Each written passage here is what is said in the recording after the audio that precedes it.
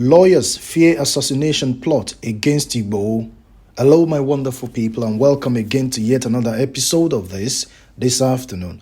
The legal team representing the Yoruba Nation agitator Sunday Adeyemo, popularly known as Sunday Igboho, has moved to secure asylum for the activists rather than bail.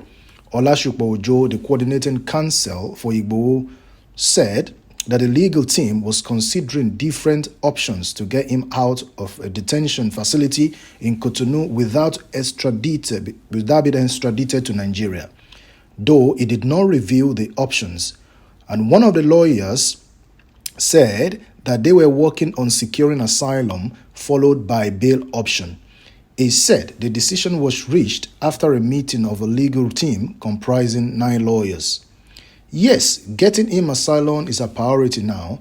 In our opinion, that is the best for him, the lawyer added. And some of the lawyers confirmed that the Benin Republic will make outcome of an asylum application by Igbo known this week. Igbo and his wife were arrested on Monday, July 19, 2021 by the International Criminal Police Organization of the Cardiahoun Airport in Cotonou of Benin, the Cotonou Republic of Benin, on their way to Germany, and Ropo, his wife, was later released. This was after the DSS raided his house in Ibadan and declared him wanted for stockpiling arms. And when he was arraigned last Monday, fresh charges were leveled against the 48-year-old activist, who was also returned to a new detention facility. Asked if Igboho had been granted asylum, Ojo said, "I have not got any official report in relation to that. We are expecting a feedback this week." Also, the spokesperson for Ilana Omodua, Maxwell Adeleye, said the organization was expecting a positive response. "We have submitted an application and we are hoping to get a positive response before the end of the week." Professor Ibrahim Salami, one of the Cotonou Benin Republic-based lawyer for Igbo, said charges against Igbo would be neutralized if the activist is granted asylum. Dr. Malik Falola, another Benin-based counsel for Igbo, warned that if it was better for the activist to remain in detention than to be released and be killed. That's a serious one. He cautioned against hasty release of Igbo, saying his safety is paramount. And the lawyer lecturer said, "When I first met Sunday Igbo, I ensured that the handcuffs on him were removed.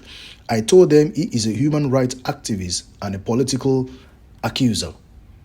Doctors have checked him and have continued to treat him, but he has no opportunity to address journalists for now. We need to be wise with whatever we do. If anyone is not patient in seeking freedom for Igbo, the person wants to harm him. What if he is suddenly shot on the street? Someone may even attack him wherever he lodges." All right, guys, that is exactly what the counsel for Chief Sunday Igboho said in Benin Republic.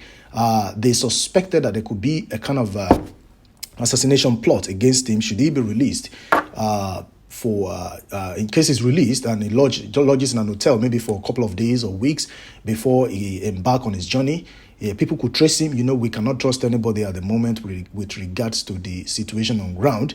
So the lawyer have said, instead of that, they will prefer to seek asylum for him where he can be granted maximum security rather than releasing him to be killed.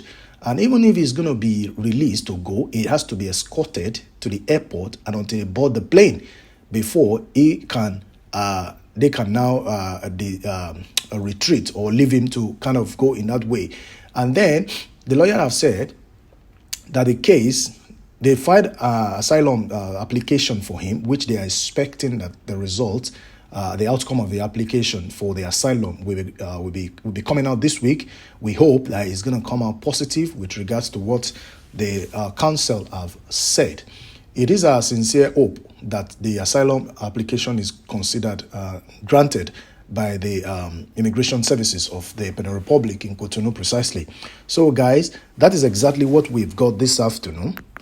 We just want us to continue to pray that the issue on ground is something that we really require sincere prayer and patience. And then we need to continue to search our hearts and see that we are not part of those people who are plotting this evil against this man.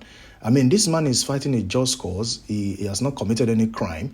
Even those that are committing the crime are walking, they are roaming on the street, doing whatever they like without anybody arresting them. But this man is actually fighting a just cause. He has not committed any crime. And yet, the DSS or the federal government want him dead. I mean, with the way things are, with the way things look, they want him dead at all costs, irrespective of whatever it might be. I think some people might have paid some people to say, okay, kill him, we give you 20 million or whatever amount of money, and there you come back for your balance. When we watch it in movies, we see exactly how they operate. And this is really, really sad that someone who is fighting, who is saying enough is enough of the killings, enough is enough of the rape, enough is enough of the molestation of the people in the southeast and the southwest and some part of the north as well. He said enough is enough, and then I don't think that should be a problem. I don't see how that commits that amount to a crime.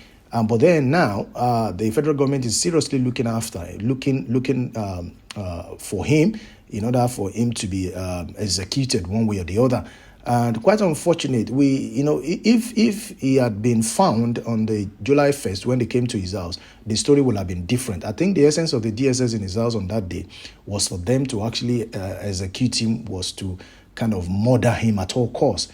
But unfortunately for them, he escaped one way or the other, which we don't know how he escaped. But we believe God was working. God decided to save his life.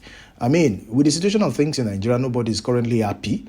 Anybody that says I am happy, the person doesn't know what he or she is doing. Even those that are holding one particular political post or governmental post in Nigeria, what have you, they are not happy. But because they are actually working under the authority, makes it difficult for them to actually voice out. Just like when you voice out to your masters, you get fired. That's if you don't get killed. So that is a present condition in the country now. Everybody is scared to talk, and those that are talking, they get them arrested, they get them nabbed. Look at the 12 people that were nabbed in Chief Sunday Igboho's house on the 1st of July. Up until this moment, we are still having their cases in the court. We are still having DSS. They are still in DSS custody. And the judge has actually said they should be brought to the court the recent time. They did not bring them. And yesterday, they were supposed to actually present the 12 people in the court. They only presented 8 of them. And where are the 4 of them? The four that's left, where are they? What has happened to them? Why is DSS finding it so difficult to present the 12 people at a time? Why is it that DSS have actually kept them in their custody for those number of weeks, those number of days, without granting them access to their lawyers, without granting them access to medical services and all of that? It is totally, totally absurd, and I think it's a rub on the fundamental human rights. So even if we don't have respect for the rule of law, so why do we have the rule of law then? Why do we have it? What is governing us as a country, as a people, if we don't have the rule of law? If we have the rule of law, but we are not respecting it, even it's not being respected from the top, from the above. If it's not respected from above, how come do you expect the common citizen to kind of respect the rule of law when the rule of law is actually being rubbed in the mud by the people at the top? It is quite sad. It is quite sad. I don't want to believe it's Buhari doing all of this, but I want to believe some people are a group of caucus somewhere, perpetrating this kind of unlawfulness. It is really, really sad. And we hope that someday Nigeria is going to take a new shape. That is if there's going to be a Nigeria after a little while. So, guys, I don't know what your opinion is with regards to this. I don't know what you think. But then what the lawyer have said is that they sense that there might be a kind of assassination plot should Sunday Igboho be released. So they are working critically on getting him asylum in Cotonou. At least if he gets asylum in Cotonou, he has maximum security with effect to that. But if he's been released to go, he might decide to say, okay, I want to lodge in Cotonou for a few days. You don't know who is who. Anybody can say, I want to come and see him, pay him visit, and people get information of his whereabouts. And before you know it, he will be assassinated. So that is exactly what the lawyer has said. And that's what they are pushing forward now, is that they are pushing forward that his asylum be granted rather than the bail for now, which I think is okay. They made sense from there, at least, It's better for them to think ahead of the game rather than to be caught unaware. So, guys, I don't know what your opinion are, what you think. Whatever it is, leave it in the comment section. Give us a thumbs up, share this, And most of all, if you're yet to subscribe to this channel, please do so. I welcome the returning subscribers. And to those that are yet to subscribe to this channel, please do so. You'll be notified once we drop authentic and updated news. And until then, when I'll be coming your way, bye for now.